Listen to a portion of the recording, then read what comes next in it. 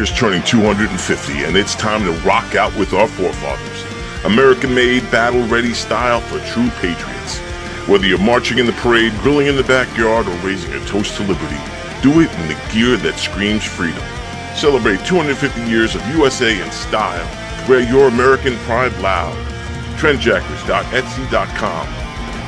Grab yours before the fireworks.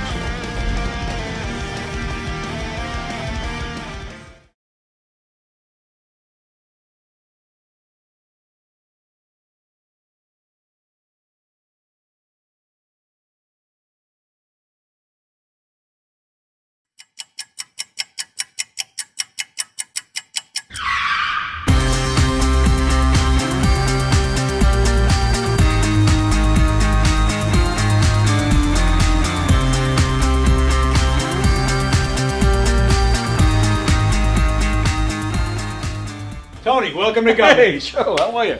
I gotta pat you down though, pal. Oh, yeah? Yeah. All right.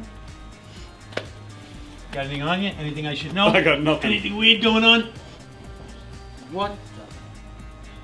Alright, you go in, Tony. Good. Thanks, Joe. Appreciate it. Thanks.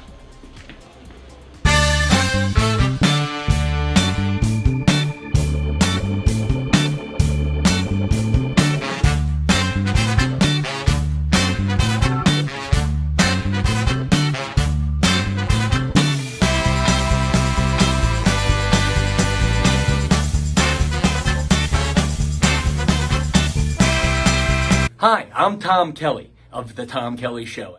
Yes, this is not the only time I've gotten on my knees in the back room of a comedy club.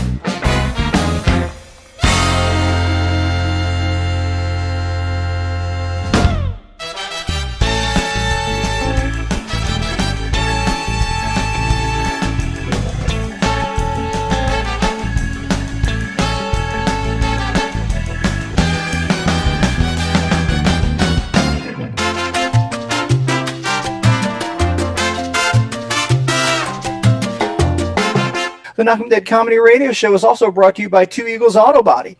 For more than 25 years, Two Eagles Auto Body has been the leader in auto body repairs and customer satisfaction on Long Island. Two Eagles Auto Body handles every type of auto repair from custom applications and restorations to repairs involving insurance claims. Give Two Eagles Auto Body a call and please ask for John Rossi at 516-328-2527. That's 516-328-2527.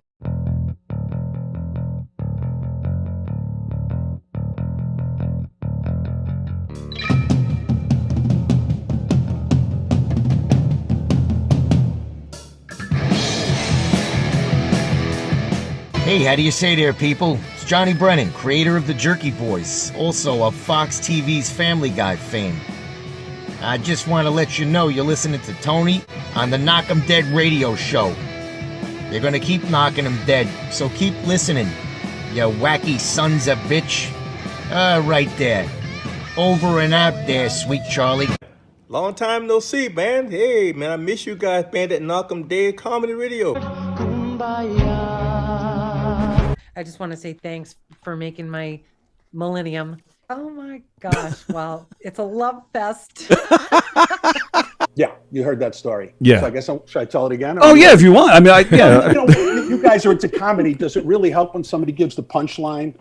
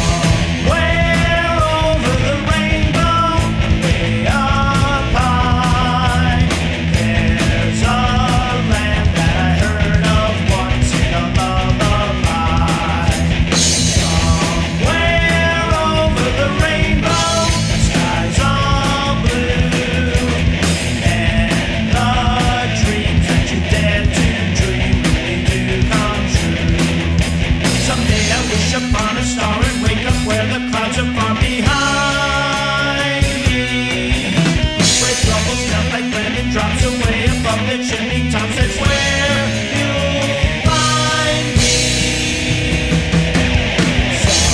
Somewhere over the rainbow, birds fly over the rainbow. Why, oh, why can't I?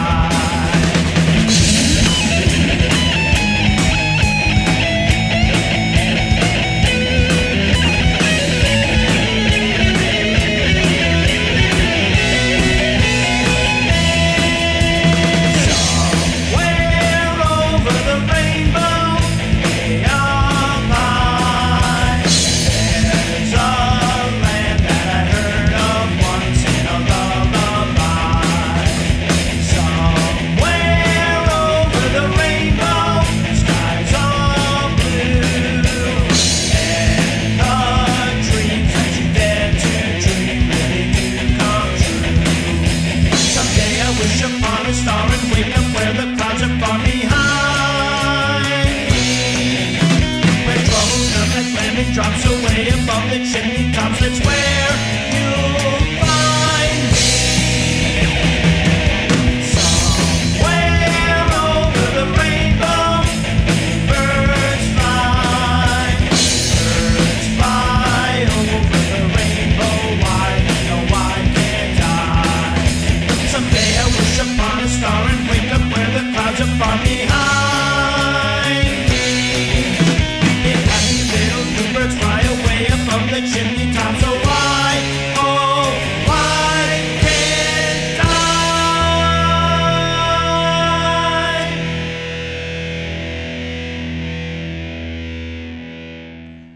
Would help if I had my mic. There it is. Hi, everybody. It is the Knock 'em Dead Comedy Show. Happy Thursday to you. Thanks for joining us today here on Gov's Comedy Club Podcast, Facebook page, the YouTube channel. Hey, wherever you're watching from, we appreciate it. We ask that you keep on watching and you share the link on all your socials. Tell everybody you know about all the great shows here on Gov's Comedy Club Podcast. And if you're watching on Facebook and you want to stay there, that's great. We appreciate it. But if you'd like to be a part of today's conversation, hear your name said, hear your comments read, we ask that you switch on over to YouTube because that is where we monitor the comments, right there on that big screen.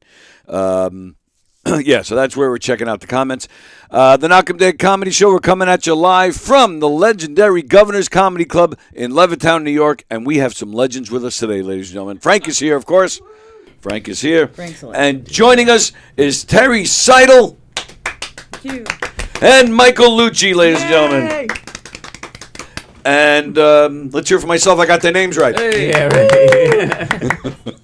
Very nice. Thanks for joining us today, guys. Very nice to have you here. Us. Yeah. Of course. We're glad you're here.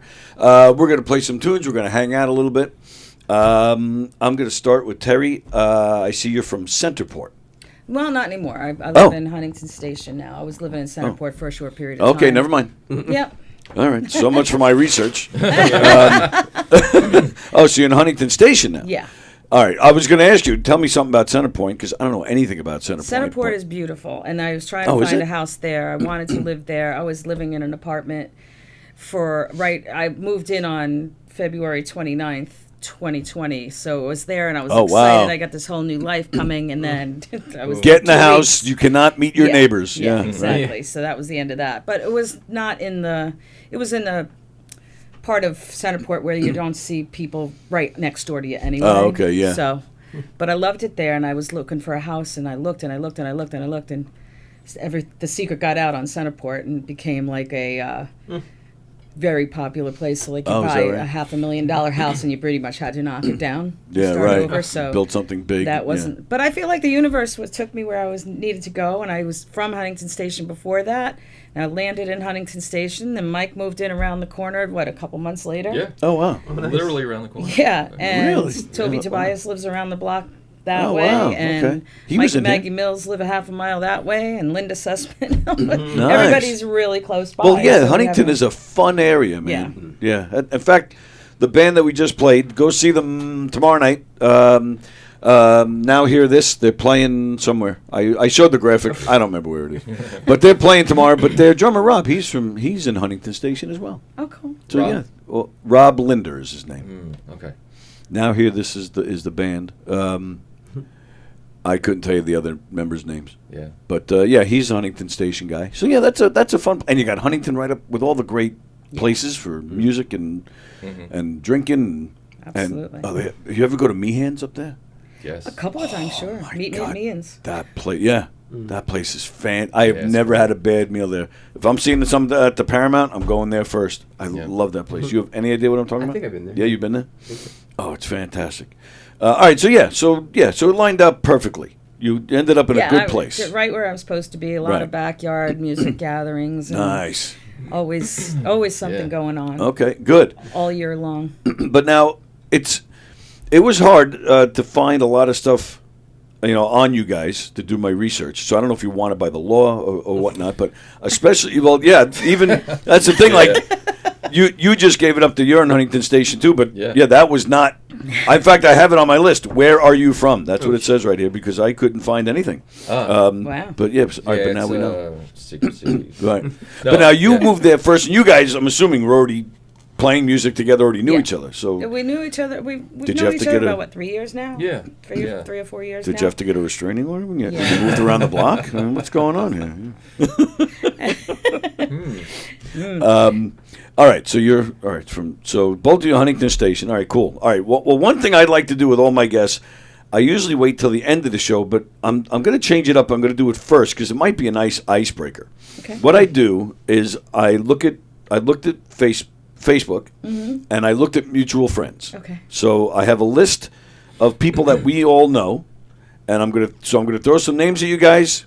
You can say anything you want, good or bad. You don't have to say anything at all. And it happens. A lot of times people are like, I have no idea who that is. That's fine. There's no problem. Yeah, there's a lot of those. But I thought it'd be a nice way to kind of just get started here. Let's see. Everybody's commenting this morning. John is watching. John in Florida. Ann in California. Scott the Mystery Man. All right. Hi, everybody. Okay, so the first name that I have is for you, Terry. I'm going to read a text that I received this morning. Uh-oh. Good morning. I'm going to try to tune in later on. I love Terry Seidl. Enjoy. Aside from being a great singer, she is one of my favorite people in the whole world. Wow.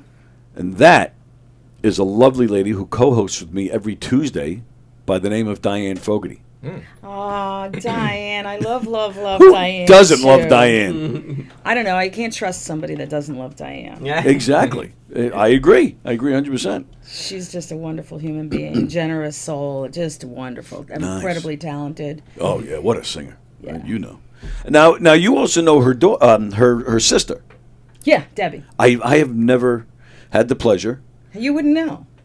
You Yeah, might right. have. No, I'm gonna say no because according to Diane, Debbie is not as outgoing. Like she's more of an introvert. Like That's she true. would not come in here and That's true. be all bubbly and fun and sing. Right. So I don't think I've had Debbie in here. But you might bump into her somewhere and go, "Hey, Diane," and Debbie might be going, "Yeah, how you doing?" Yeah, right. I kept going. Well, because yes. So the first time I saw her, I was at Diane's house, one of those backyard luau's that they did, and I was like, "Diane," she's like, "Nope."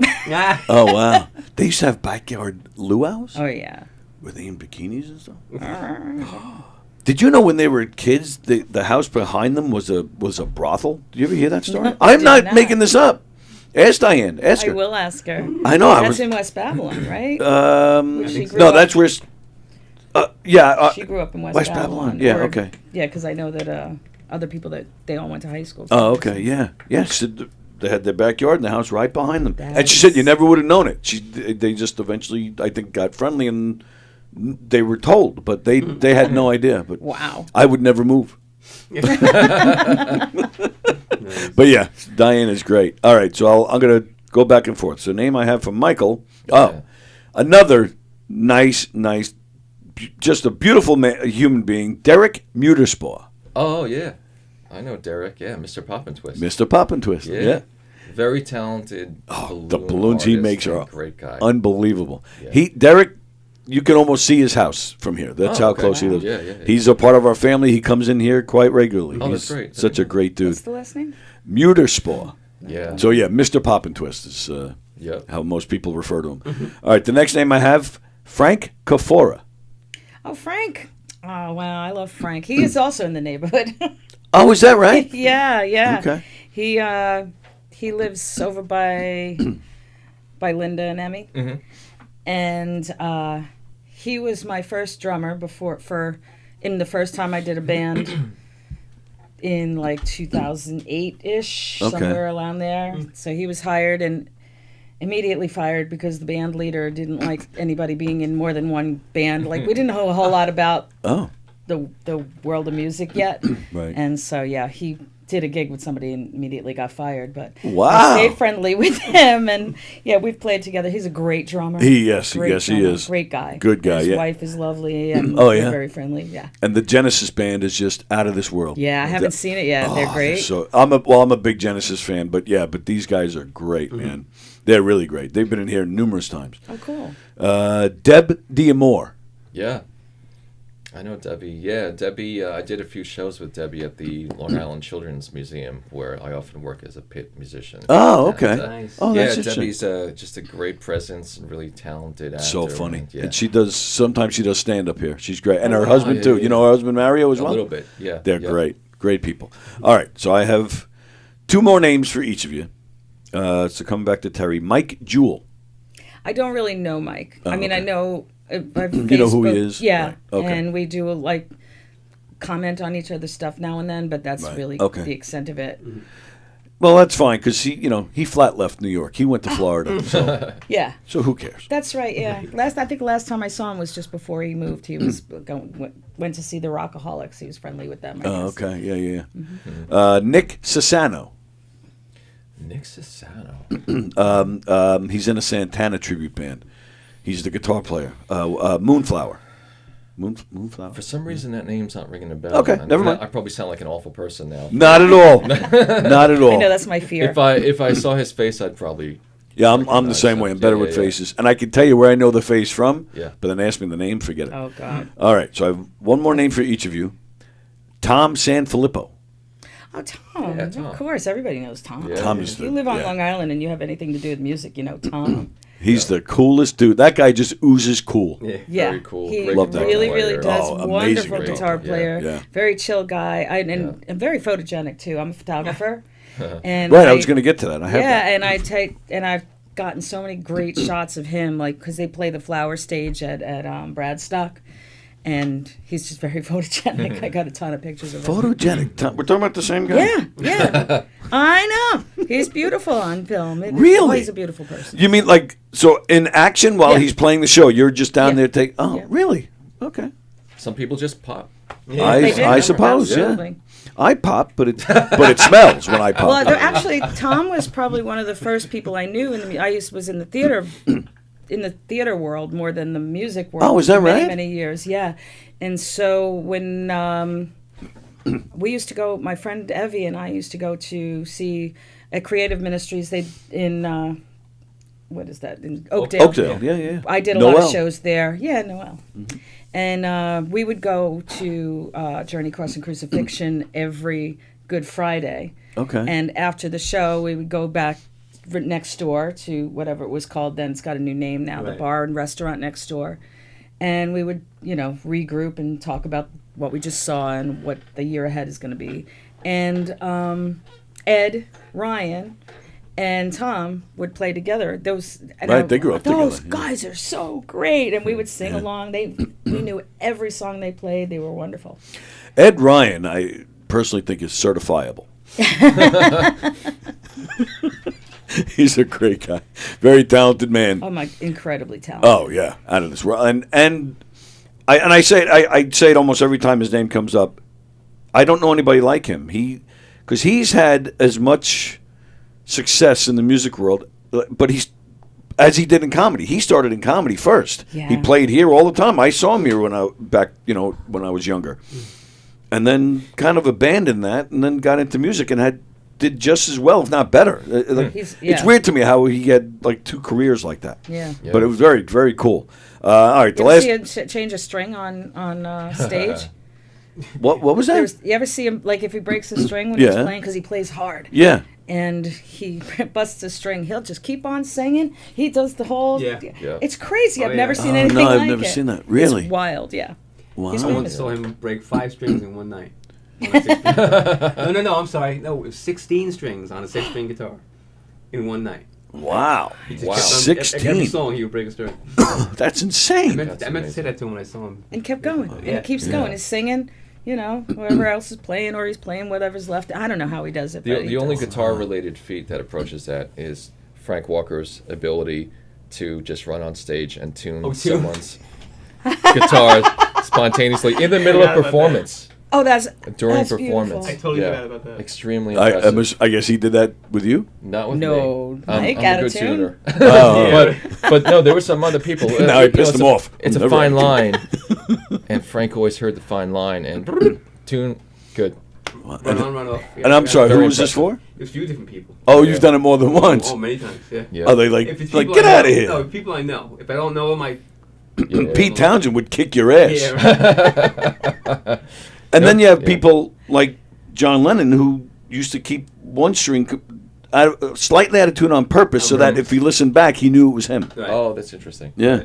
Wow. So, yeah, some of these people might have been doing it on purpose and you messed it up. Leave them alone. Stop it. Leave them alone. I haven't done it in a while. The last name I have for you, Michael, is Bob Bello. Bob Bello. Drummer. Yeah, I know that name. I think I've run into Bob a couple of times. Okay. Yeah. Again, I'd have to see his face to. Yeah. make the Okay. connection. All right. Good enough. I'm sure he's a lovely chap.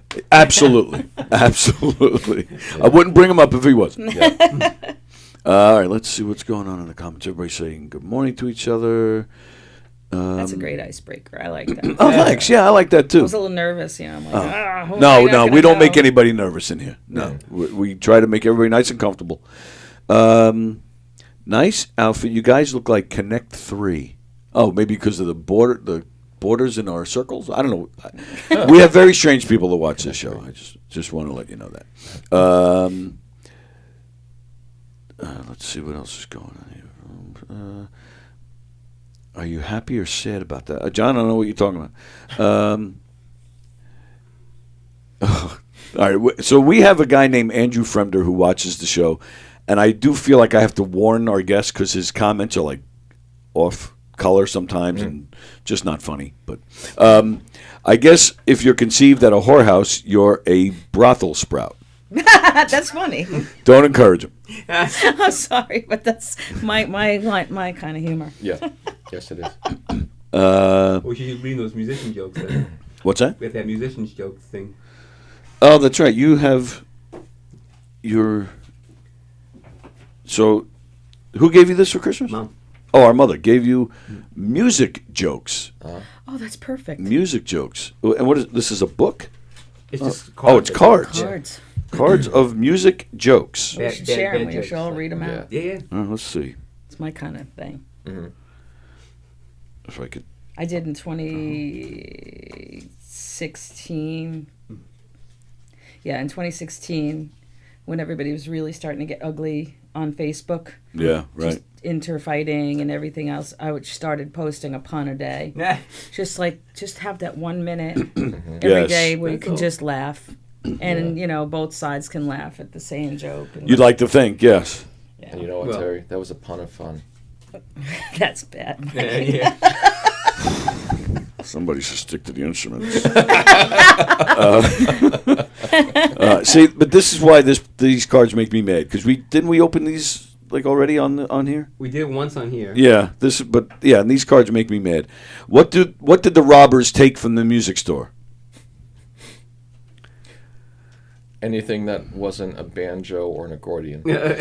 Well, all right, I guess this fits in that category, but yeah, the loot. Yeah. Terry, it's not funny. It is. See, I need those cards. Don't read anymore. I'm going to just give them to me, and I'll post them once a day for the rest of the year. See, this is awful. What do you call an apple that plays the trumpet? A tutti frutti. Stop it. Sorry. That is, see, I can't. See, I just have to put them away. That's terrible. Terrible. Terry's next Christmas gift. Yes. Oh. Yes, I'm easy. And then so I have a different co-host every day here on the show. my Friday co-host, a wonderful comedian by the name of Rosie Fiumara, she gave me this. Oh, neat. Now, Frank's the musician in the family. I do the comedy, but I'm a big music fan. In fact, I still collect CDs. I have over 10,000 CDs in my collection. So Rosie gave me this, and we've been doing one a day, and I think I'm batting like around 85, 90 so far. So maybe later we'll pull those out as well. Didn't you go a couple days ahead yesterday? Yeah. So what? Okay. I was hoping we were gonna get into that right now. Oh, you want to do that right now? We can do it. No, I love no. Why are you a? I love trivia. And you're a big. So as a musician, you're a big music aficionado as well. I would say so. All right. I would say so. All right, I'll go. It's usually a shock when he doesn't know something. Well, We play Stump the Leuci. I'm being set up here. Stump the Leuci. All right. Well, I'll ask the questions that we've done already so far. Here we go. All right. You know what? I'm skipping this one because all right. Are you a Springsteen guy at all? In a minor way. Yeah. In a minor. Because the very first question for January 1st, I had an issue with. Yeah. When Bruce Springsteen finally reassembled the E Street Band for his historic 1999 Rock and Roll Hall of Fame gig, which song did they play? They played a bunch of songs. Which song? Yeah, they give you multiple choice, and only one of them is the song that they did play. But you mean the first song? That's what I'm saying. I don't. That's my issue. I don't know. That's very strange. Yeah, I thought that was strange. The answer is The Promised Land, according to this thing. Okay, which that is one of the makes songs they did play. But Yeah. all right, you'll know this one as well. If any Beatle fan. At the end of the song "I'm So Tired" on the White Album, there's a few seconds of mumbling. According to stoner legend, apparently you're all stoners if you know this. And Frank, I mean, he's obviously. If you play this backward, this mumbling backwards, what do you hear John Lennon say? Oh, is it the Paul is Dead thing? Yeah. Well, That's part of it. Paul is Dead is Strawberry Fields. Yeah, I was going to say, that's not on that. No. Yes. Paul is dead as I bury Paul. Yeah, okay. Same thing. But he doesn't say. He doesn't say Paul is dead. Oh, actually, you know what? I'm sorry. You're right. Paul is a dead man. Miss him, miss him. That's what he says at the. Wow. At the end. Yeah. What is the best? All right, multiple choice. What is the best-selling Rolling Stones studio album in the U.S.? Goat's Head Soup, Some Girls, Sticky Fingers, Tattoo You. Some Girls? Oh boy, I'm gonna say Sticky Fingers. Terry would be correct. Oh. Well done. Nice. Who smokes a hookah in Jefferson Airplane's White Rabbit? Is it the Red Queen, the White Knight, the Caterpillar, or the Dormouse? Oh man. Yeah, I got this one wrong too. Caterpillar, I think. That would be correct. Oh. Yeah. It is the Caterpillar. Just think of the Whatever Frank I says. know, I'm just singing. I'm I only Tell 'em sang about the song smoking 8,000 caterpillar. times. Yeah, that's it. I got this one right yesterday. I was proud of myself. Of these four singers, which one does not use falsetto? Lou Christie, Del Shannon, Bill Medley, Frankie Valli. Bill Medley. Bill Medley is correct. Yep. Yep. All right, this is one I think I got right, but I got lucky because I don't know anything about this band. The Pixies' Debaser is inspired by what classic silent film? London After Midnight, Nimrod's Son, Slicing Up Eyeballs, Inchin Andalou. Yeah, definitely. Yeah.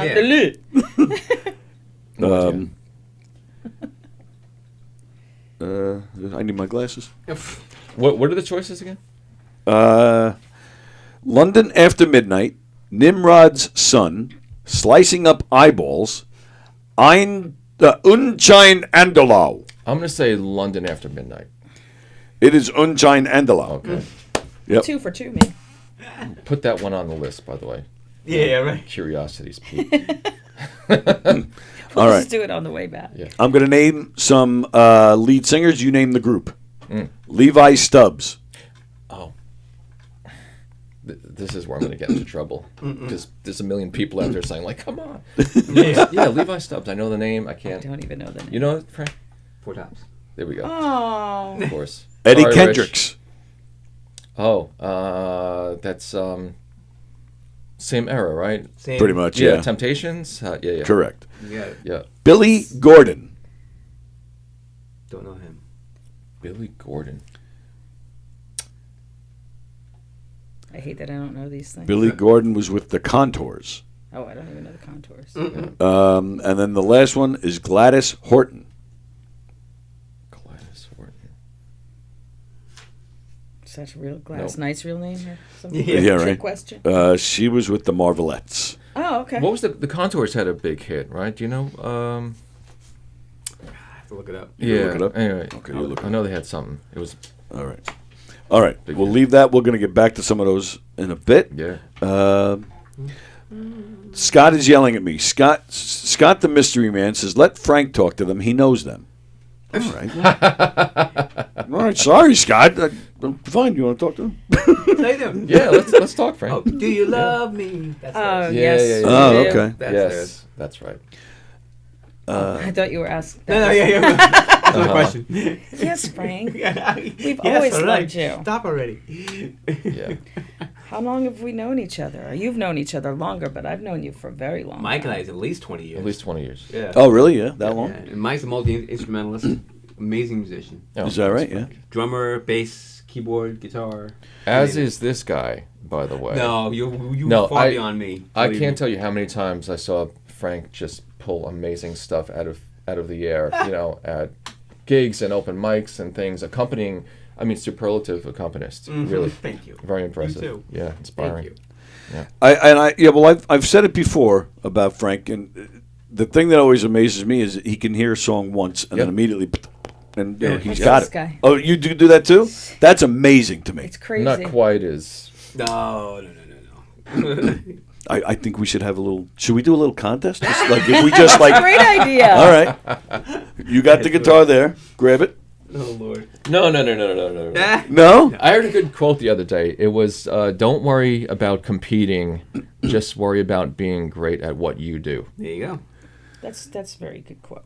That is So, a good quote. Especially in the realm of Nevertheless. arts and music, I think those are words. That's a hallmark moment right there. Yeah, but, yeah. Let's get them to play some. all right. All right. Go ahead. Play something. Huh? Anything you want. 1, 2, 3, go. You want to play an original? You want to play a cover?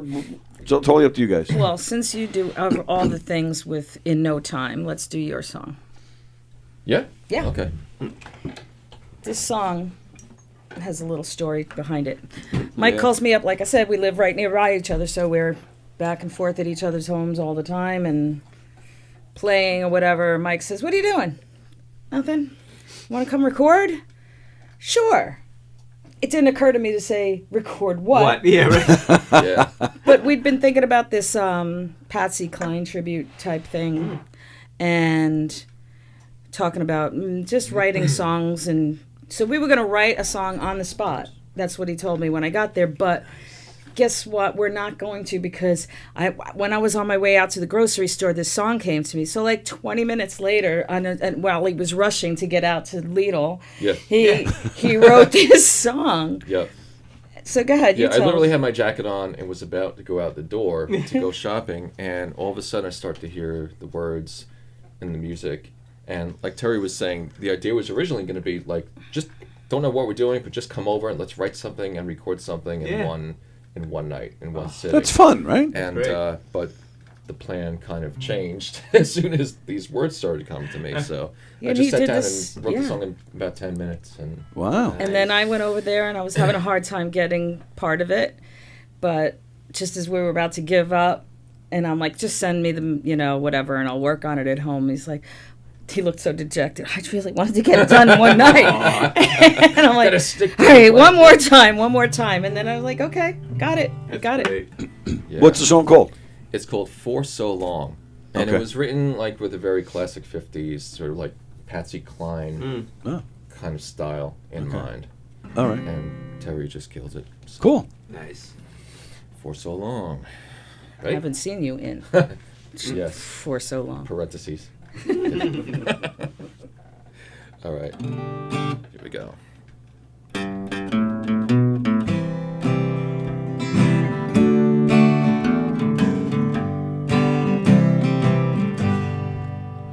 The night is hanging on my shoulder, singing, it'll be some time before the dawn. And I don't know how I'll make it through, since I haven't seen you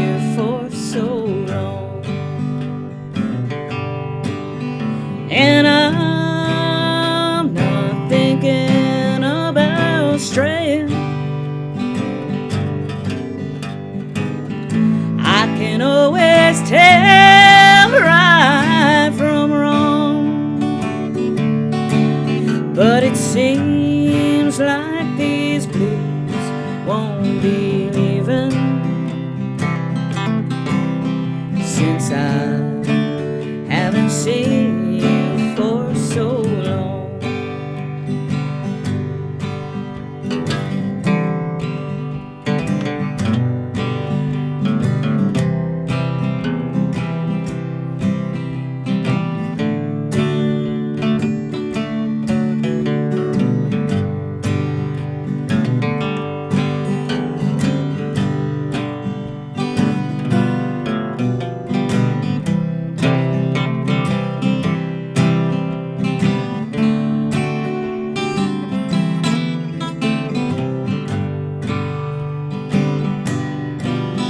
No, I'm not thinking about straying. I can always tell right from wrong, but it seems like these blues won't be leaving since I haven't seen you for so long.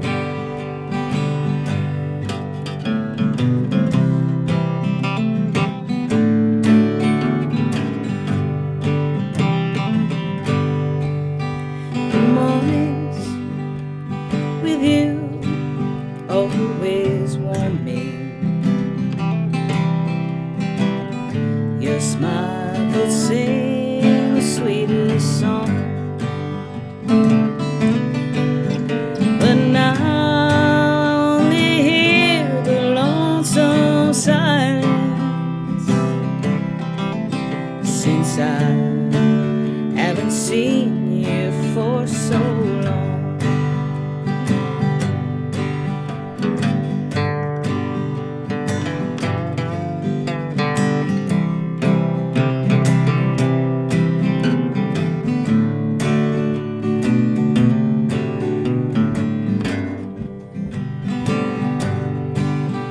And I don't know how I'll make it through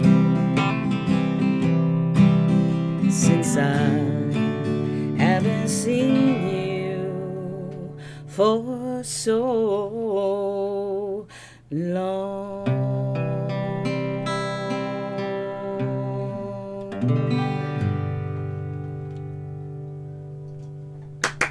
Beautiful. That's great. That was great. Yeah. Definitely Patsy Cline. Oh, without a doubt, Yeah. Patsy Cline. Yeah. And I think it was before we went on the air. We were talking about the Eagles, and you were talking about early Eagles. Oh yeah. Early Eagles kind of that reminds me of some early Yeah, Eagles yeah. too. Yeah. Yeah. I love that old. I love all the Eagles stuff. Yeah, me but the too. earliest stuff, Yeah. especially. Yeah. Like the Desperado album, and Even before that, when it wasn't it their, what was the first album? it was just called Eagles. Yeah. Yeah. Peaceful, Easy Feeling, and Yeah. good stuff.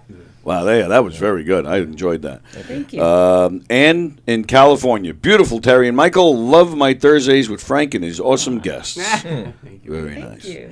And then where was the one from Scott? I'm currently riding a horse right now. This song is perfect timing. That's good. Yeah, that is funny. Yeah. Okay. All right. So, like I said, I had stuff here, but then again, before we went on the air, you talked about some interesting stuff. Yeah. So you used to work on Letterman and some other TV shows, and then what else were we talking about earlier? Oh, then you said after we went on the air that you've worked in theater. It was like, yeah, this is like I can throw this out. Like, all right, let's start with the Letterman. So you worked for Letterman, Saturday Night Live. Well, I worked for NBC, Right. in the music rights department, music Music library. rights department. How do you even get a job like that? You know, I was working in the finance department. Okay. And it wasn't even in 30 Rock. It was in a different building. Yeah. And before that, I was just putting my resume everywhere to take any job. I was pretty young, and I was like, anything, just to get my foot in the door of the entertainment industry somehow. Okay. I didn't really care what I was doing. I just wanted to be doing that. So I just put my resume everywhere, and then I finally got a call from NBC, and they first hired me as a receptionist in the finance department, and I got a couple of promotions there. But they always hire internally first for any of the other kinds of jobs. And so they would always have a literal bulletin board, because it was pre-computers. Yeah, right, yeah. So you would see the job, and I'm like, that's what I want. I want that. I don't know what it is, but it's music. Like, I want it. So I applied for that, and I did get that. Wow. And lovely bunch of people. Really, really loved doing that. That was actually going to be my next question. So there is no prerequisite for that? Like, there's no special for kind of... what I was doing at the time, there wasn't. Oh, okay. You know, okay. But then I moved up in that, and I became a coordinator, a music clearance coordinator, and wow. So yeah, it was just very interesting, and because I loved music and I Sure. knew enough about it. And But the job was what? You would actually have to call the record companies to say, hey, so and so wants to play this particular song on this TV show? No, it was really more about reporting it, and then like getting permission. And then like sending. I would get the reports of stuff that they wanted to use. Most of the time, it was after the fact, and then I would have to report all the music that was used. Oh, after the fact. Yeah, and that's interesting to me, yeah. because what if they're saying no? Well, they know. Most of the time, they know what they're not allowed to use. Okay. And sometimes people do it anyway. Right. Like? Yeah, which we can. I'm assuming we can talk about it. Yes. I guess. Okay. I mean, Paul Schaefer. He was a fun guy, really funny, but he was a thorn in my side because he was always doing stuff that he's, and even if it was only 3 seconds of something he wasn't supposed to do. Yeah. And I was like, please don't do that. Please don't do that. Reporting to. I didn't really talk to him directly, but. It was just like, please don't do that. And then, of course, he would. And then we'd have to go through all this extra paperwork and get fines and stuff like that. It was fun. Yeah, right. Do people call you? Do you take calls? People yelling? He played that damn song. Pretty much. Yeah. Really? Really? Yeah. Yeah. Wow. Now what? Now, but we are talking about Paul Schaefer. I mean, he was on a major TV show. He was in the music world. He's a powerhouse. And he knows everybody. He's played with everybody. Did it matter if? What if Paul Schaefer said, "Hey, look, I talked to Don Henley. He said I can play this song for 3 seconds."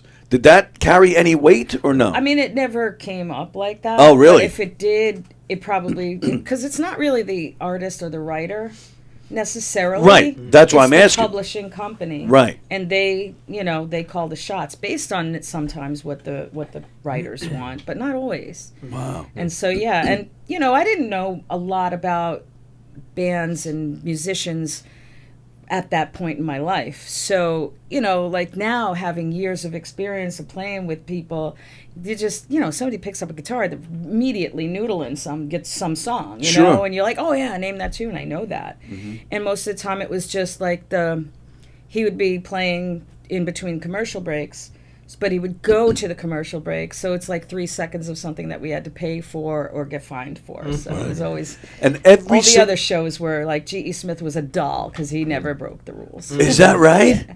When he was Saturday Night Live? Right. Yeah. I'm surprised to hear that because during the '80s when he was in Hall & Oates band, he always freaked me out. He was always so weird in their videos. Oh, he's such a lovely human being. Really? Yeah. Oh, that's and cool. a very welcoming guy. Like I used to spend my Thursday lunch hours. That's when the music guests would come in. Yeah. So I'd spend my lunch hours watching whoever the music guest sound was. check or something. Yeah. Oh, wow. That's cool. So the ones that stick out in my head were Prince because you weren't allowed to see it. They taped all the windows, all the paper on the windows. You weren't allowed in the studios. Everything was on lockdown. You weren't allowed to look. But you were allowed in? No. Oh, not even you? Nope. Oh, you didn't walk in and say, "You know who I am"? I couldn't. But I'm here on business. Right, I like work music. here. Yeah. Wow. No. And what was the other one? Oh, Eric Clapton. Oh, now Eric you're Clapton, talking my language. I called my boss after about an hour because I'm supposed to go back to my desk, and I'm like, it's Eric Clapton. He's like, take the rest of the day off. So you just sat there all afternoon watching that? Because they were just jamming. And this is on the Letterman set? Or no, this was Saturday Night Live? Okay, so this would be 1994, and he played from songs from the Cradle. No, he was on before that. Oh, he was on in No, it's 1990 90. when Journeyman came No, out. it was earlier than that because Oh, I'll bet you $1. Maybe 90. Yeah, because He played Pretending and Wonderful Tonight left- and No Alibis. And there's video of the rehearsals of that. Yes, there are bootleg videos. Yeah, yes. That's cool. What was the album that he had out in the late '80s with like the After Midnight reboot? Oh, that was the box set, the Crossroads box set. Would it maybe have been around that time? If I'm not mistaken, when Journeyman just came out 2 years later, Yeah. I'm almost positive that was his first time on Saturday Night Live. Okay. I stopped working at NBC in 1991, early. Okay. I guess. So so it had to be 89 or 90 for the Yeah. Journeyman album. Yeah. Yep. Was that around the time his son passed away? His son passed away in 91 or 92. Yeah, it was just after that, right? 91, March of 91. Yeah. Because I remember that because he was right here at Nassau Coliseum the night before. He took his son to the circus. Wow. Yeah. Really? Yeah, and then it was the next day because it happened in the city. Gosh. Wow. 90 and 94. You're right. So yeah. 90. Yeah, the Journeyman And, album and then the blues album. And it was just great. It was just there, hanging out, watching them. That's amazing, man. And then I brought my then husband, now ex-husband.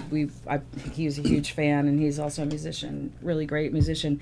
And I brought him down to see the show that night. Oh, We just wow. watched the dress rehearsal, which was cooler because it's longer. They Right. decide what they're going to cut, so it's not live, but it's might as well because they don't stop and then Right, they start do it over. They show just- ready, yeah. And so it was all the comedy and stuff, and what's his name, the guy that played Frankenstein? I can't remember his name. Phil Hartman. Yeah. Yeah. So They he's used to sitting on a sing the couch songs. backstage, and my husband is sitting next to him. He's just like, oh my god, and he's like practicing, and we're just dying. And then we get to shake hands with Eric Clapton very briefly. but- Really? How was that? Beautiful. It's just like- Wow. Now, Phil Hartman, before he got into that world of acting and comedy, he was an artist, a graphic artist. Crosby, Stills, and Nash, they had that logo in the late 70s where, like, the CSN, it was all interlocked. It wasn't, like, separate. It was all Phil Hartman designed that. Oh wow. That's my useless information of the day. I like you. See, that's in there somewhere. That's right. Yeah, I'm reading these things. There's Apparently, I also have no something else life. very famous that he designed, some album cover. I can't remember what it is now. Oh, is but, that right? Like, Yeah. Big time. Oh, Okay. yeah, That yeah. everybody knows. Sgt. Pepper. We were just You're talking right. about that Was recently. it something by Joni Mitchell, maybe? No, I think she did all her own. Oh, is that right? Oh, okay. Yeah. Yeah, I'm not. Things Yeah. to look up later. The White Album. Yes. 4 o'clock in the morning, lying Right. in bed. What was it? Yeah, right. So I'm one of those geeks that read liner notes and stuff. Like I love that. Oh, stuff. I love. I miss liner notes. I do too. That's That's like why I every still now buy and then you'll get a CDs. CD, Right. but not like if Mm-hmm. you download the album, you get nothing. Yeah, I like knowing who who produced and who wrote. Sure. And who, I like all that stuff. I just watched a documentary the other night, Monday night or whatever, that I didn't think was going to be that great, and it turned out to be fantastic. It's Yacht Rock on HBO. Yeah, I didn't like it. You didn't like it? No, I Did didn't you like like it. it, Frank? I liked it, but I don't like the name, and I don't like the implication of it. It's I don't. I don't. Yeah, it's all right. not I'm with Frank on that. I didn't dislike the documentary. It's just the whole yacht rock. No, I understand, and I can ideal I'm understand not- that. Yeah. And I totally feel you on it, Yeah. but it became a thing. It started as a joke. The thing. I remember Darren. You know Darren Gallagher. Yes. So he used to send like the videos of whatever these guys were doing, and it was funny. But it just became this big thing, and then it became like a big tribute thing. So it was everywhere. Right. But when you dive into the actual music, Oh, forget it, the music. it's some of the the best. music itself. Yeah. Yeah. It's some of the best, and like this, the thread of Michael McDonald is like all over Yes. everything. Yeah, It's right. like, That's it why just- like it's a shame when you have a singer who's on the level of like David Gates of Bread, who's just a brilliant Yeah. songwriter, but he gets stuck with this label of yacht Right, rock. yeah. It sort of like belittles Right. talent on a certain I agree. level. It does, but it It's marketing, doesn't. though. You know, it's a good thing to market all this stuff. But you know, the people who love the music. Yeah. I mean, you know, Right. when you first see yacht rock, you're singing along. You know everything. So it's like anything that comes out with that label, whether it's a cover band or whatever. Yeah. You know, you're gonna love every song. Yeah. Back then it was called smooth rock, I think, or something. Right. Wasn't it? Yeah. Mm-hmm. But the ending of the documentary with Donald Fagen is the funniest part, where the guy calls him on the I fall phone. asleep. Oh yeah. I'm not. Don't Oh, say what was anything. that story again? Don't say anything. Did you see? You didn't watch? I have seen it. I just don't remember the. Do you want to? Well, no, you got listeners, watchers. Yeah. Well, Spoiler alert. yeah, I was going to say the documentary's been out for a good year or two at this point. Has so it? I don't know. I just saw it. The producer of the documentary called Donald Fagen. After, but Oh. precursors Go that ahead. everybody I remember it, yeah. was always so nice. Michael McDonald turns out to be the nicest guy in the Yeah. world, Right. and all these people, and Christopher Cross, and but then he calls Donald Fagen. Calls Donald Fagen and says, I'm the producer of the documentary about yacht rock you may have heard about. I'd like to include you in this documentary. So what's this called again? What are you calling the music? Oh, yacht rock. Yacht rock? All right. Go F yourself. Right. Hung up on him. Right. Right. He knew. Yeah. Yeah. He was waiting for it. I met Michael McDonald once really quick. Did you? He's a very nice guy. He played at the downtown of Farmingdale. Yeah. Many years ago. Wow. As a one-off kind of thing. It was really, really good. Wow. Really good. He was a very nice guy. A lot of great people went through that place. Yeah. Over the years. Michael McDonald supposedly is an incredible joke teller. Is he? Yeah, yeah. I don't know where I saw that, but I saw something. Somebody was doing an interview and they said that, and they actually had a clip of him. You see him backstage at a concert, and he's telling the other Doobie Brothers a joke. Oh, that's you right. can't hear him; you just see it. But then all of a sudden, you see the rest of them just explode in laughter. You know, you see him kind of sitting there like, like he's telling a really naughty joke. But yeah, supposedly that's. What are you showing? Oh, neat. Oh, there's Frank and Michael McDonald. This way. Oh yeah. What year is this? That's 2005, I think. Wow. He had just done the a Motown album. Uh-huh. So he was promoting that. That's so great. That's a great picture. It really is. And he didn't really do a lot of those kind of club gigs. At one point, he actually says, I like doing these. This is fun. I bet. So, yeah, it was good. Very Well, nice. he's Michael McDonald, so he's Well, actually yeah. getting paid. Yeah. Yeah, well. right, exactly. True. All right, let's shoot over. Poor Michael, we haven't really asked him anything. Founder, president at MCL Media Arts. Yeah, it sounds a little highfalutin. But, yeah, it's really just I do some graphic design too on the side. So Oh, that's my okay. graphic design. That's how you pay the bills? To some degree, yeah. I actually play a lot of music, so I'm very blessed to be able to do He's that. very in demand. Oh, is that right? Yeah. Well, you mentioned playing in the pit. Did you say the Long Island Children's Museum? Mm-hmm. Yeah, in Garden City. Now, I know they do productions almost every day for kids, like class trips and whatnot. So was that, so you were a part of that? Mm-hmm. Yeah, for Really? about 13 years now. Wow. I'm doing that. Oh, you're still doing it? Oh, yeah, yeah. Oh, so how are you here? Yeah. Don't they have a we're show actually today? on break right now. Oh, In okay. about a week, we're starting rehearsals for another show, which is going to be Pete the Cat. Pete the Cat. Pete the Cat, very popular children's book. Is it? Yeah. That was turned into a musical. Yeah. Oh, okay. That's funny. My dog's name is Pete. Yeah. Yeah. Pete the Mine was dog. too. Yeah, Pete the dog. Sequel. Can you change it, please? If only.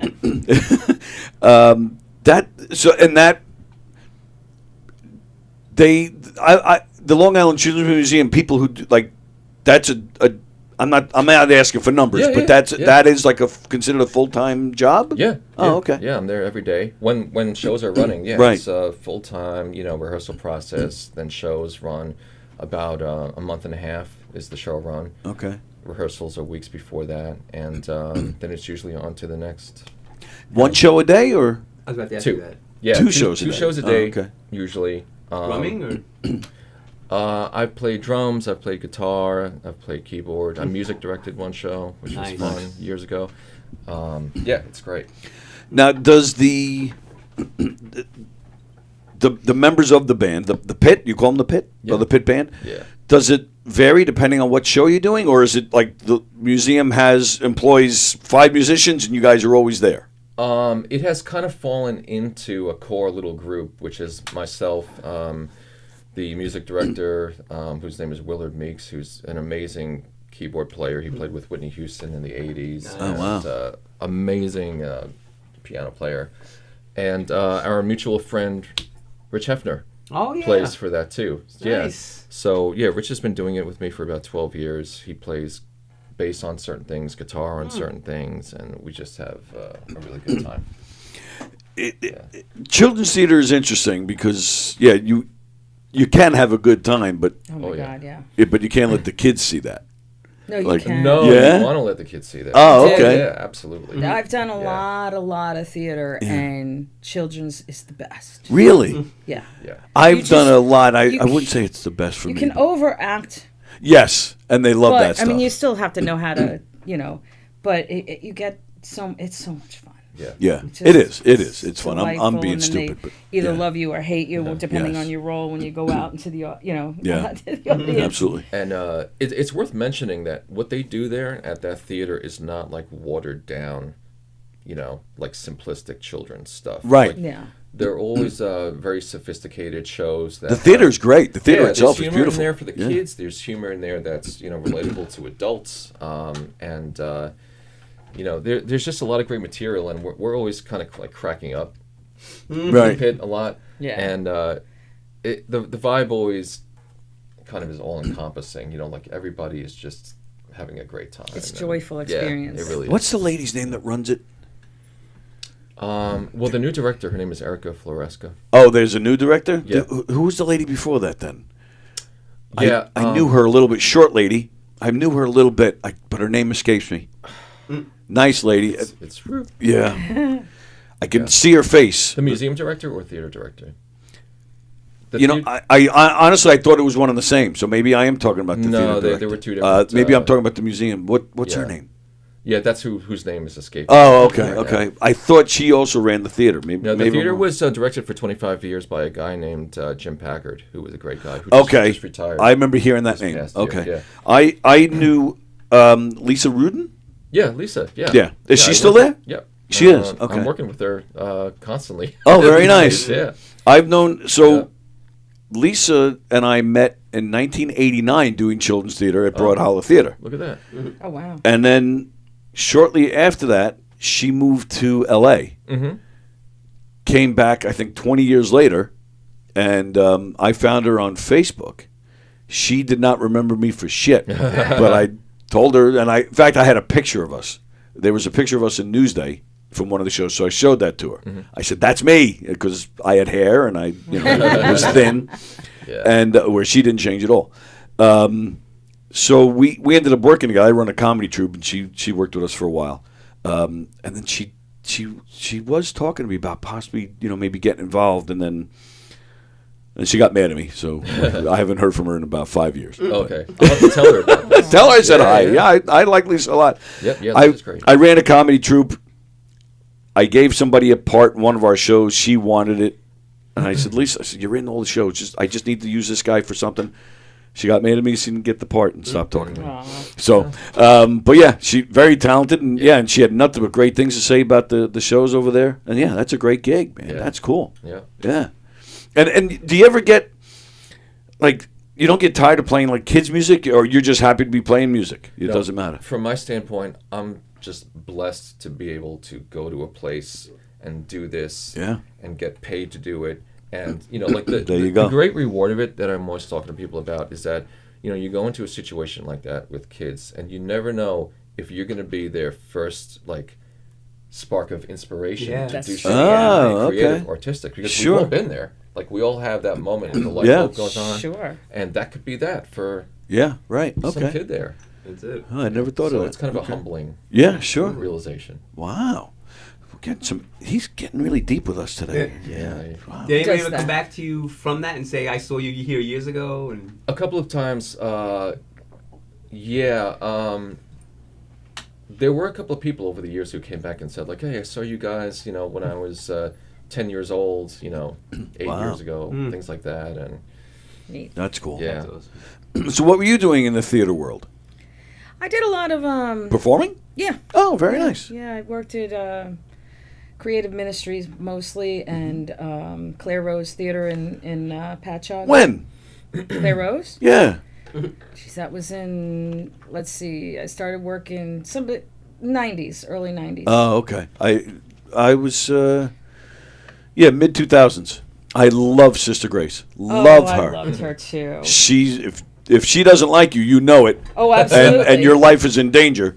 But if she does like if you, she man, likes you, you feel special. Yes, you do. I did. And she's still hanging out over there. I don't know. No, she is. I'm telling you. Yes. Oh, God bless her. Yeah, I did. Mid 2000s. I did a bunch of stuff there.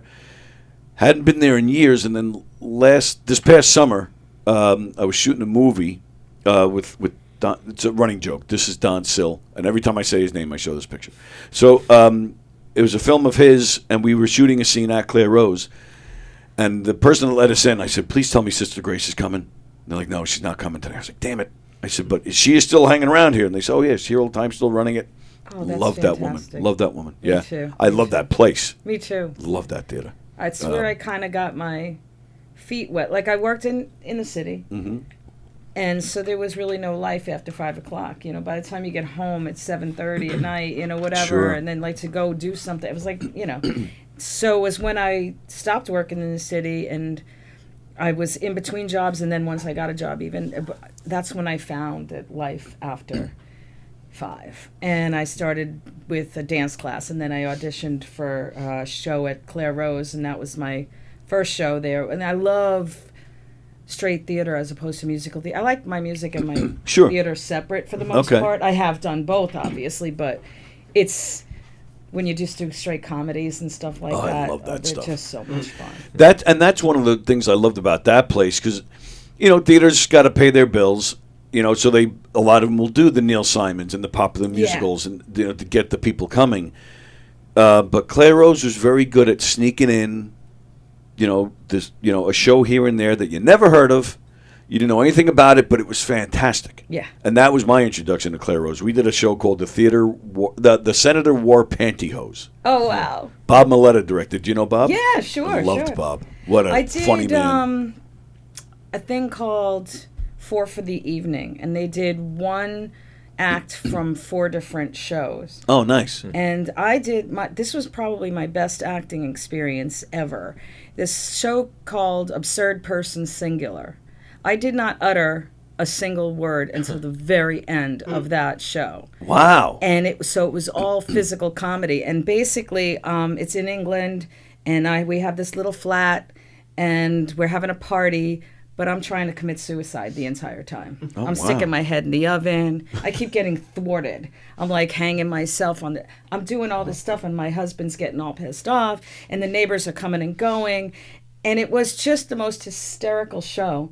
We're all like crying backstage. It was just so great. In the end, I'm like, I give up, and I just like, should old acquaintance be forgot?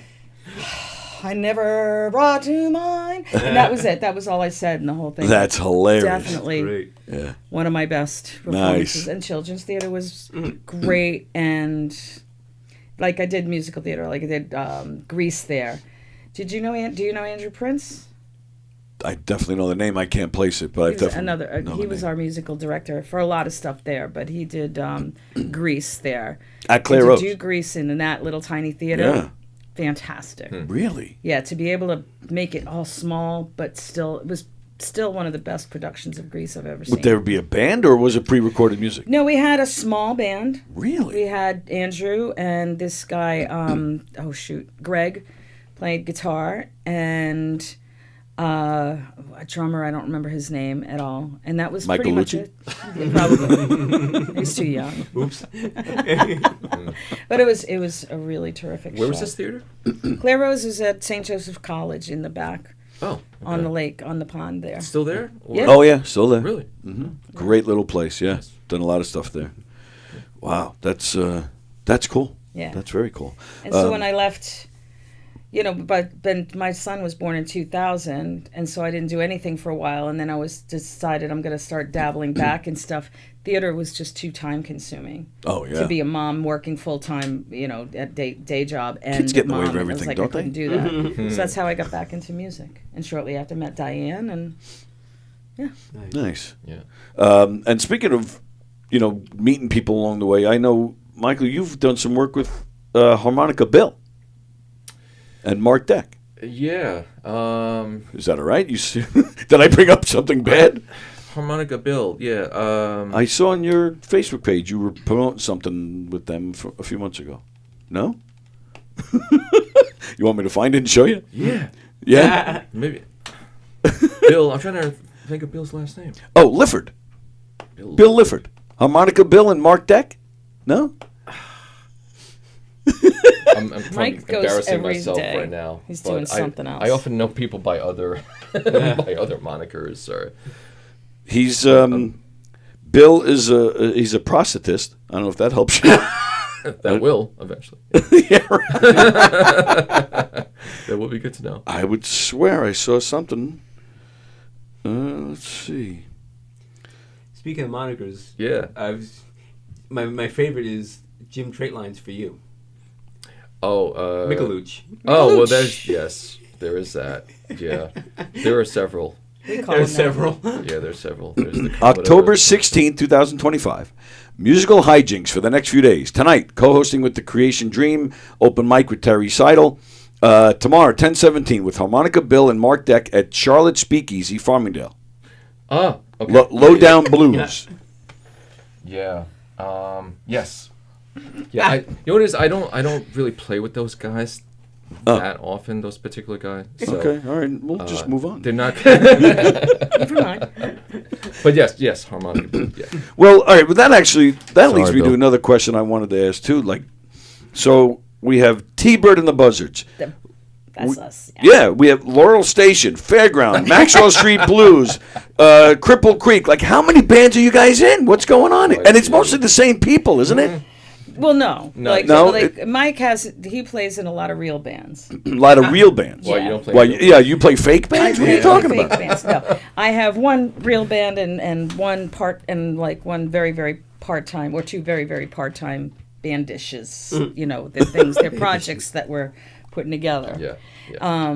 T-Bird and the Buzzards is my bread and butter, my main thing, the thing that that's my main band, and it's a trio. And Mike is our go-to fill-in, or in the case of last Saturday, last minute we needed to fill in for somebody and swing the teapot, and we were all available, and I had Mike in on that also. So when we all four of us played together, it's really special. So that was really fun. I love those guys. I've been with them for about 8 or 9 years, and. But then there is Fairground, which is, do you know Josie Bello? Do you know? Name. Okay, so Josie is No relation to Bob. songwriter, singer, songwriter, guitar player, and accordion player. Very talented. Very talented. Unique. Yeah. Yeah. And so she got us a gig last year and said, "Do you want to do this gig?" And we had like no time to practice. So basically, we just put it out there as you're hanging out in the backyard with us. You know, so don't expect miracles, but there are going to be some magical moments, and there were. Of course, yeah, nice. And we did the same thing this year. And then there's Laurel Station. That was just when we both moved back to. Well, when I moved back to the station, he moved to the station, and Mike and Maggie lived nearby. They were, then just all finding all these people. It's kind of like being in our own little version of Laurel Canyon. So we used to call it Laurel Station, and then when we recorded, we just made there was the four of us. We kind of have a little Facebook chat every day. It's Laurel Station. Nice. That's kind of clever. That's Yeah. cool. Yeah. And what's Max Street Blues? That's just you, right? Well, No, that's a blues band. right, but I meant between the two of Not you. me. Yeah, No, you're no, not yeah, involved. that's- Right. Yeah, you're big blues guy. I do love blues. I'm not like blues only like some crazy blues people are, but I love to play blues. I love like Chicago blues, Texas blues thing, like all that sort of like older school feel. I love playing that. Buddy stuff on Guy. drums. Yeah. I love Buddy Guy. Howlin' Wolf, John Lee Hooker. Yeah. Absolutely. Yeah. Good, great stuff. Any other I was getting another song. Yeah. We have a little over 20 minutes left to go. We're hanging out with Terry Seidl and Michael Leuci. Did another song? Is that all right? Sure. Cool. What do you want to do? River.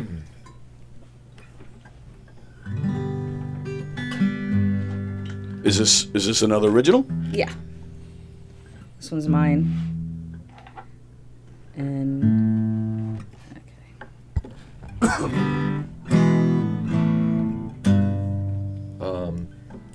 River? Mm-hmm. Okay. Where did I put my pick? You need a pick. I have one. Oh, I got one. Got Here it. we go. That's I do that all the time.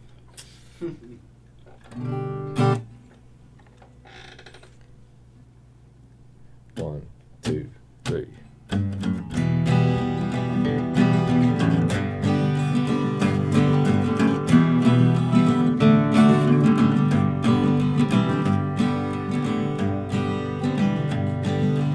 clouds are sailing across a gray blue sky. Tables turning and I don't know why.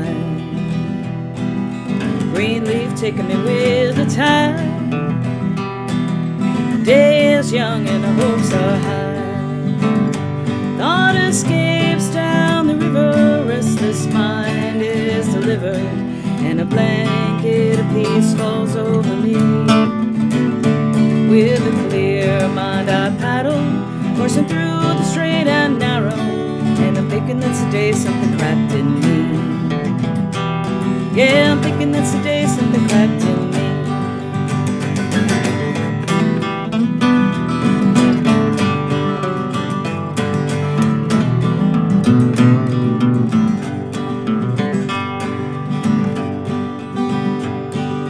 Nation's bird cuts across the sky.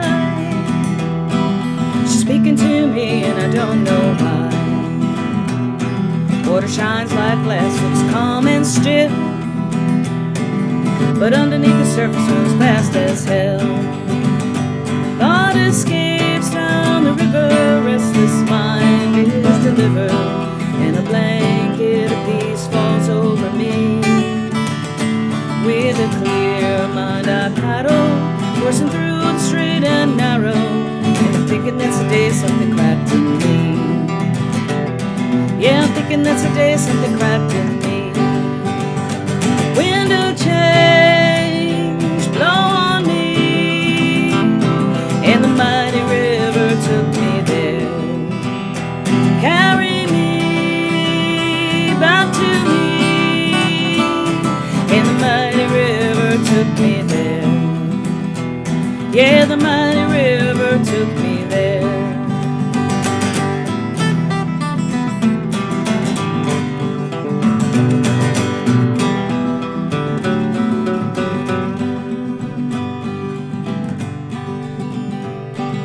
Safe at last up in Catskill Creek.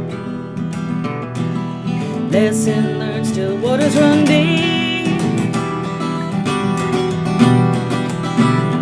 Thoughts roll back with the rising tide, but something has changed in me deep inside. Thought escapes down the river. Restless mind is delivered, and a blanket of peace falls over me. With a clear mind I paddle, coursing through the straight and narrow, and I'm thinking that's the day something cracked in me. Yeah, I'm thinking that's the day something cracked in me.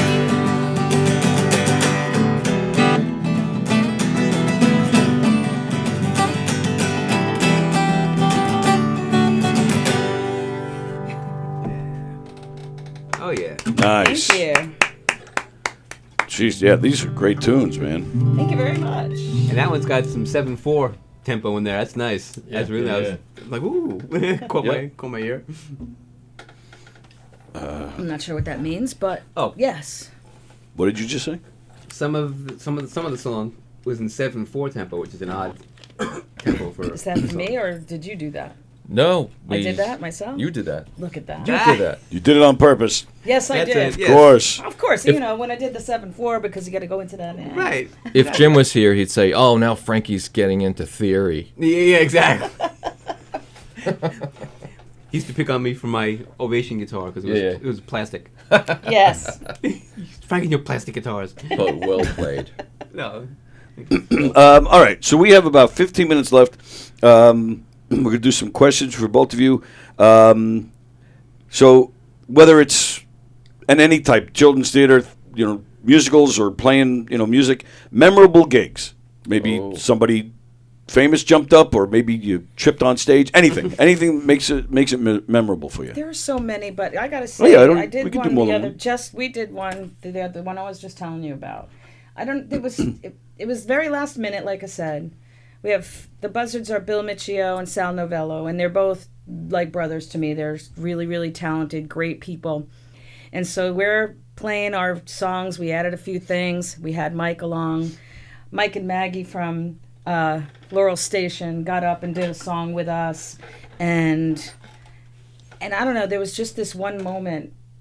Well, you know it all the time, but it's just like one moment you have all these people around, and the people in the audience had like, I don't know, Mark Newman and John Cardone and Joan Cardone and like all these wonderful people that come to see Naomi. They, it's just like and just the place, we call it our home nest because it was the first place we ever played and our favorite place to play. Nice. And I just was like, just playing guitar, and I was like, this is my life. And it's just a beautiful thing. Yeah. So that was just one of many wonderful. That's nice. That's a good one. I like that. Yeah. Since Frank is here, I'll bring this one up. But it must be about 10 or 12 years ago now. But it was the Chapin concert that we did where Harry's drummer was on drums for that. Yes, that's right. I think I was on bass. You were on guitar, of course.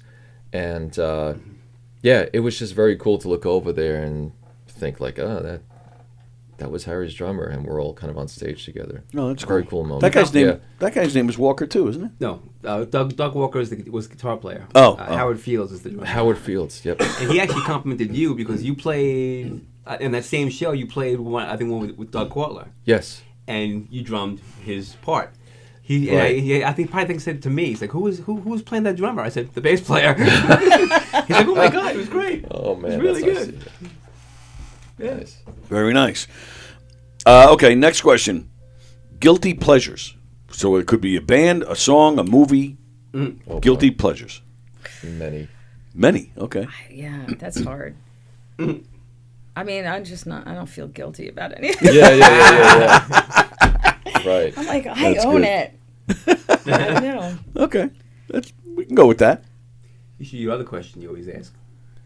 Bands you get and bands you don't get. Yeah, I'm getting there. Okay. Calm down. Okay. They still haven't answered this one yet. Okay. What's the matter with They you? were done. I'm sorry. I don't know. We Guilty still have 10 pleasures. minutes. Okay. Yeah. I thought they were finished. I like a lot of lame TV. Okay. Yeah, like what? I do. Perfect example. Yeah. Hallmark. Talking time travel. I like time travel movies, TV shows, and stuff. Even when they're not great, it's just I want something that I don't have to think about. Mm-hmm. I'm like work and I'm just tired and I just want to chill and not think about everything that's going on in the world. I don't want to think about any of that sometimes. And just these lame TV shows, Hallmark type things. I love that. Just to relax and chill. Nice. Mm-hmm. And that's the time travel thing, the one that I'm watching now. I don't even remember the name of it. But they do a bunch of time traveling. And I think about that. That was part of that special moment. I always loved the idea of time travel. Not to do anything or change anything, but just to be there and see things. So I'd love to go to Laurel Canyon. Yeah. And that's, I guess, why this was in my head. And I was like, okay, this is my life. I am my own little not famous, never going to be famous, and we're all old, not young version of Laurel Canyon. Yeah. That's a good documentary. Did you see that one? Yeah, Laurel Canyon? Yeah. Oh, yeah. That's a really good one. It's fantastic. Guilty pleasures. Yeah, guilty pleasures. Well, in the realm of music, certainly a lot of stuff in the whole world of yacht rock that we were discussing earlier. But I have a big soft spot in my head for a lot of 80s music since I grew up in part in that era. And I love just like big poppy statements. So, like every time Belinda Carlisle, Heaven is a Place on Earth, comes on the radio, the bridge to that song is, to me, just amazing. Oh, that's interesting. So things like that. Yeah. Moments like that. Or Pat Benatar, Shadows of the Night. Oh. Great tune. See, Loves that's stuff what I mean. like that. Guilty? No. Yeah. Right, No, right. No, Yeah. no apologies for that stuff. Name a song that you think everyone should know, but in your opinion, no one does know the song. Oh, I got one. Do you? You have one? Go ahead. Yeah. I'm thinking. I'm a huge fan of Beth Orton. Sure. English singer-songwriter. She's brilliant. And, Okay. she has her fan base, but she's a little bit under the radar still. Yes. But she had this album called Sugaring Season that came out in 2012, I want to say. And the last song on that album, called Mystery, is absolutely just spine-chillingly beautiful. Just Wow. an incredible song. Okay. It was one of those songs that, like, stopped me in my tracks. Like, that song came on the album, and I had to stop the car and just listen to the song. 'Cause Wow. It was that Okay. incredible. It's one of the few times that, personally, that's ever happened to me. Okay. Nice. Yeah. You don't know? It's okay. You don't I have can't think of something. That's there's so many that I'm like, everybody knows that, and then you find out. Right. Yeah. Well, what That's about why we play Stump the Leuci. Amy? Probably like any number of Amy Helm. Oh, a lot of the Amy Helms. I mean, So I'm is that Levon's daughter? Yeah. Okay. Yeah. And so yeah, she's not really. She's amazing. Okay. She really is. She's got a way of delivering, and she's Really? the most one of the most generous people on stage. Like, she is just really loving the people she's playing with, and so she's been influential, you know. And I never even. I mean, I was not a big fan of the band. I kind of came in through the back door because of her. Oh, Yeah, okay. Actually, Oh, wow.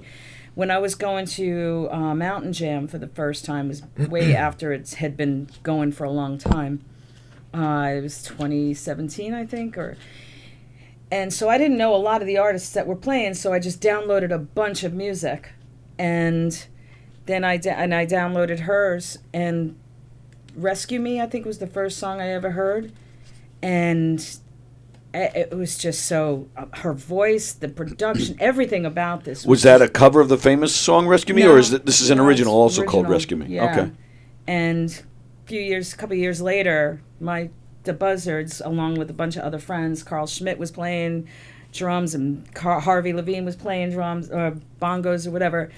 And they surprised me on my birthday.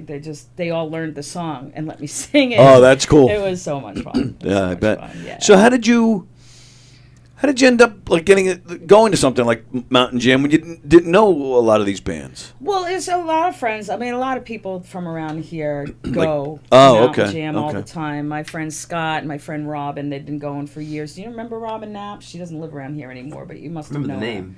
Yeah. Yeah, so she was in Mama Funk. Anyway, they always like, you gotta go. But I had a little kid, so I wasn't going away for Yeah. a whole weekend. But then Sure. he was older, so we could go, and I invited him. He didn't want to go, so. And I downloaded all these bands, and the Band of Heathens did a cover of "Look at Miss Ohio." And that was from the Gillian Welch song. Oh, and I'm okay. like, that's the only version of that song I knew. And then Joe Perricone from The Other Shoe calls me up and is like, "Do you know this song?" And I'm like, yeah, Band of Heathens. He's like, "No." And so he sends me Gillian Welch's version, and he's like, "Well, you got about an hour to learn it." And I'm like, "Okay." An hour. So I played it with their band, The Other Shoe, and I became a big fan of that ever since. But that was learned as, a really good song transcends, doesn't matter who's playing. Oh, absolutely. I agree 100% with that. If it's a great song, that Band of Heathens did an awesome job on it. Peter Schwartz, who was on here at 1 o'clock, Sports Bash with Peter Schwartz. He says his guilty pleasure is the national anthem. I wouldn't say that's a guilty pleasure there, Peter. I think he's trying to be funny. Yeah, maybe. But that's why he does sports. No, I'm kidding. Excuse me. So that was the first. That's a new question that I've added to the. Okay. So would you like to answer that one? A song that you think people should know. I would love for Frank to answer that one. There's a lot. I mean, there's Excuse me. There's actually, I just started this week listening again to an old Squeeze album. Okay. Called Babylon and On. The song Hourglass is from that. Right.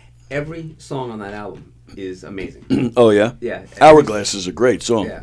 Every song on that album is well produced, well written.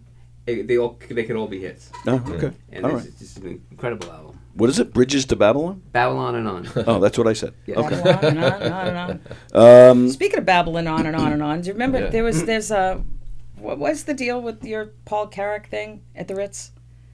That you loved that show, that you watched it for. Oh yeah, I'm a huge fan of Andy Newmark. the drummer. Yeah, on that show. John Lennon's guy for a while. Yeah, brilliant drummer. And then it turns out that there's this footage of Paul Carrick at the Ritz with Nick Lowe and Dave those Edmunds. guys. Yep. Dave Edmunds. And I've looked at that footage a million times because I love the drumming. And then it turns out that Terry was actually at that show. Front row. You see me, Front he row. hands me the set list. She's right in the front row, and at one point he hands her a set list on camera. And I'm singing word for word. Oh, that's Yeah. cool. I'm a Very big cool. Paul Carrick fan myself. I actually had a conversation with him once. Oh, did you? So I wanted to get him on the show. He declined, but Aw. at least he Ask took the him time to reach out. And I know I do want to ask him again. And He's then let me come. fantastic. I'll just be a fly on the Oh, that's fine. No, you can. I'll let you ask some questions. He's very interesting to me, Paul Carrick, because he sang lead on Squeeze, Tempted, and The Living Years, Mike and some solo hits. Yeah. How long? But how long? Right. But for 20 or 30 years now, he's self manages. He's not on a record label. Everything he's been putting out for 20, 30 years now, everything he's been doing is all on his own independently. Yeah. And Read the tea leaves. but for a major artist to do that, well, in my opinion, a major artist. I but agree. Not so much, anymore, but still. But I've always found that very interesting. And he still puts out great music. He just put out a Christmas album. Yeah. Oh, yeah? Oh, I yeah. missed He's it. that Wow, guy. I He's forgot. one of those guys that could, just sing a phone book, and it's incredible. Oh, absolutely. Yeah. Absolutely. All right. So we're almost done here. Favorite live album? Oh. What was that? Uma Guma? Is that live? Oh, is right? that Floyd? Yeah. Yeah. Is that a live I album? think it's that one or No, you got me Saucer thinking. Full of Secrets. One of those is live. Uma Guma, I think, is live. It was in in Pompeii or something. I don't know. I get them all mixed up. Live in Pompeii. They just re-released that too. I That's know. that's a great one. That's one of my choices. Yeah? Actually, yeah. That's Yeah. yeah. They did echoes on that too, right? Yep. Oh, Yeah. Okay, that's probably the one I'm Famously, thinking of. So great. But I thought Uma Guma was partially live. Oh, too. part studio, part live. Okay. But we'll Yeah. count it. Absolutely. Did you hear the album Gilmore put out last year? No. I think it's his best. Really? Oh yeah, it's unbelievable. Yeah, I'm a big David Gilmour fan. Me too. I love him. Favorite live album?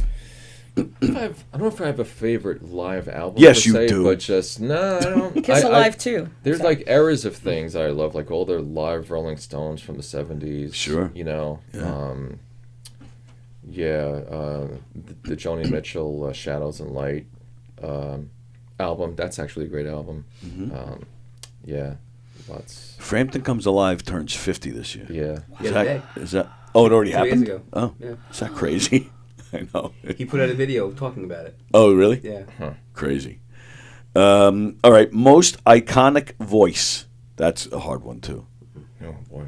Most iconic. So it doesn't even have to be a good voice if you think about it. It's iconic. Michael McDonald. Oh, okay. We've been talking about him. Yeah. I mean, you can't miss it when you're Right. when you hear it. It's Yep. like, Yeah.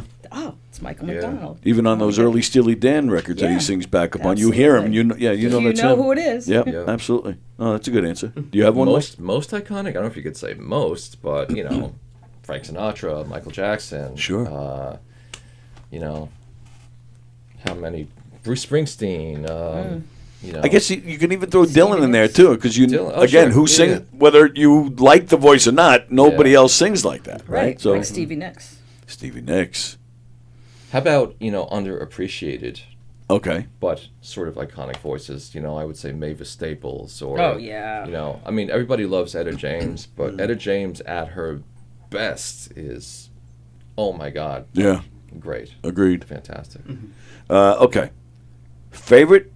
All right. So favorite bands or artists, and bands or artists that you just don't understand why people like them. We're not going to say they suck. We're just saying you don't understand why people like them. Because I don't want to put you on the spot like that. No, but, I mean, feel like yeah. my tastes have changed so much in That's the fine. last several years. Like, I really never liked the Dead. I'm like, I don't get it. I get the culture, and I can understand that, but I just didn't like the band and the music. And then I'm like I said, I became a backdoor fan of the band, so I really started getting into my friend Harvey's all about the band, and he knows everything and told me everything, and introduced me to great. so much stuff. And then, if you like to listen to that, then you can't help but trickle down to the band. And now, so I love the band, the Grateful Dead too now. So I don't know. It's The Dead, I think, get a bad rap because you mentioned the Grateful Dead, and people just think about the Deadheads in that culture. Yeah. Yeah. But if you just listen to the band themselves, the jamming, American Beauty you know, is a like great album. Yeah. Oh, sure. Yeah. If you're not like, you know, maybe the live albums I wouldn't get into because I just don't like to hear like Right. 14-hour guitar solos. Right, but you take know, a song like Addicts in My okay, Life. well. I mean, those are Oh, those great two albums tunes. are two of the greatest albums of all time Right. from a songwriting standpoint. Exactly. Right. Amazing. Okay. You have any? No, bands that I don't really get. No, I don't hate You anything. like to be everything. honest. Wow. Yeah, I like I can that. appreciate just about anything as long as it's good. You know. Nice. Yeah, I mean, when I was a kid, I had no idea. I didn't get the Grateful Dead either. But then, by the time I was in college and was really listening to this stuff, it just turned into a whole different. ballgame. Sure. Okay. Yeah. All right. Very nice. All right. So it is time for us to go. Is there anything you want to promote? Any gigs, websites, anything you want to promote? Oh. Well, you guys got a new album, so Oh, really? Yeah. The Other Shoe has a new album out. Oh, there's another band I didn't even mention. Yeah. Oh my The good. Other The Sh- Other Shoe. Okay. Yeah, the album's called Good Trouble. Nice. And that just came out. So Get doing on a lot Bandcamp, they'll give you guys the most for that. on all streaming platforms. Oh, is that right? Bandcamp is where you get the most money back? Yeah. Oh, all right. I got to remember that. Yeah. Do you There's still another one too, but I don't remember. I don't know if you know. do you sell physical copies of your stuff or no? I think that there are some physical CDs printed up. Not for this one. No, not at all. No. You know better than I. Yeah. do. How come she knows more about your album I than, don't know. than you do? I don't know. So no, there are no Friends, physical. friends. There are no physical All right. CDs Bandcamp. printed up. Okay. And yeah, I don't have anything coming up right now, but definitely go to our webpage, tbirdbuzzards.com, and Okay. follow us because we have a lot of fun. Yeah. Well, and I saw on YouTube the songs "Weak" and what was the other one? "The Other Side." The other side. Are those new or They've been around for a while. Oh, okay. Haven't recorded a lot of stuff, but that's those are my friend Walter Roberti, who's from Flushing but lives out in California now. And, Another flat lever. Yeah. So Expat. I met him at a rehearsal one night. He was visiting in New York, and for Simon Walsh, Simon. So Simon Walsh's Petting Zoo. So I was in that band for a while, and 45 RPM. So, oh, okay. yeah, the bass player, crazy bass. Oh, player. Awesome. yes, yeah, he's amazing. nuts, yeah. Great talent, and so anyway, Walter and I were talking there, and he says he writes a lot of songs and doesn't have a lot of lyrics and stuff. So I was like, well, let's co-write. So we wrote The Other Side together. Oh, okay. We wrote a song called Eden together, and then he helped me out on recording Week. So that's just mine. Nice. Yeah. Very nice. Yeah. All right. It is time to get out of here. This was a lot of fun, guys. It was Thank a you lot very of much. fun. Thank you Please, so much. please come Yeah, back, yes. and we'll. My apologies. We didn't get you to play as much, but we were talking. I like the chat. Yeah, cool. It's a good chat. Terry Seidl, Michael Leuci. This was a lot of fun. Thank you, guys. Who's with us next week? The musical guest? Kristen and Adam Seeley. Oh, very Oh, nice. yay. That's cool. All right. Fantastic. Yeah, it's time to get out of here. So like we mentioned, Peter Schwartz and Sports Bash is coming up in a half hour. So stick around for that. And then Recipe for Laughter tonight at 6:30, and that's it for today. Tomorrow, Coffee with the Dog tomorrow at 9 a.m. I'll be in here with Rosie tomorrow at 11. Joe Pontillo and Mick Thomas will be joining us. Mick Thomas is headlining the main club tomorrow night.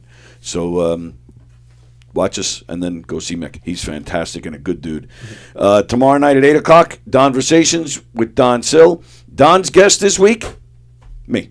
I'll be on Don's show tomorrow night. We're going to talk about the new Chevy Chase documentary. Oh, neat. Yeah. He's an interesting man, that Chevy Chase. So that's what's going on here on Gov's Comedy Club Podcast. And of course, Knock 'em Dead Comedy. Check us out. Look up our website. See what we got going on. We're working on some dates for some shows in the new year. And of course, govs.com, govs.com. Check out their full schedule and see what's cooking and make your reservations for the main club here in Levittown, the Giggle Room here in Levittown, the Brokerage in Belmore, and McGuire's in Bohemia. Some of the names you'll see on the Governor's stage this weekend, as I mentioned, Mick Thomas. Sean Donnelly is headlining the club Saturday. Terry McNeely is in the Giggle Room and McGuire's this weekend.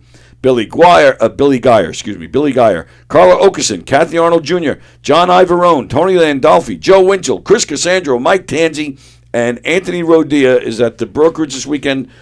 I think he's doing 8 shows for the weekend. Like he's just insane, that guy. But he's great, and you'll love him, of course. So once again, govs.com to make your reservations, and that'll do it. We're out of here. Enjoy your Thursday. Thank you guys once Thank you again. for having us. And we'll see you guys at 1:00 with Peter. And where's my graphics? There we go. All right, we're out of here. See you guys later.